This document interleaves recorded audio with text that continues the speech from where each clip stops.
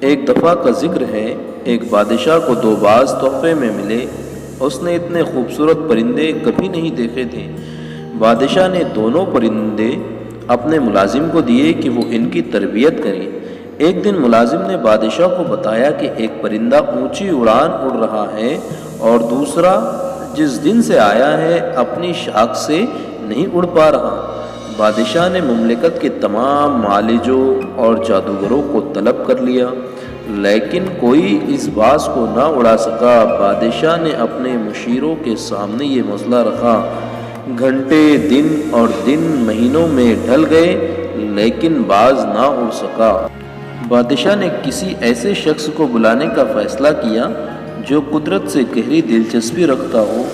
بادشاہ نے اپنے مشیروں کو حکم دیا کہ کسی ایسے شخص کو ڈھونڈ کر لاؤ جو برسوں جنگلات میں گزار چکا ہو۔ اگلے دن بادشاہ باز کو محل کے باغوں میں اڑتے ہوئے دیکھ کر حیران رہ گیا۔ بادشاہ نے اس شخص کو طلب کیا جس نے باز کو اڑایا تھا۔ اس شخص کو بادشاہ کے سامنے پیش کیا گیا۔ بادشاہ نے پوچھا، تم نے باز کو کیسے اڑایا؟ وہ مسکرا کر بولا، میں نے وہ شاخ کاٹ دی جس پر باز بیٹھا تھا۔ آگے بڑھنے کے مواقع بہت ہیں لیکن ہم آگے بڑھنے کی کوشش نہیں کرتے۔ تو عزیز طلبہ، ہم کو اس واقعے سے یہ سبق ملتا ہے کہ ہم اپنی آسائشوں سے قدم باہر ہی نہیں نکالتے۔ نئی آزمائشوں اور نئے تجربے ہی زندگی میں آگے بڑھنے کی وجہ بنتے ہیں۔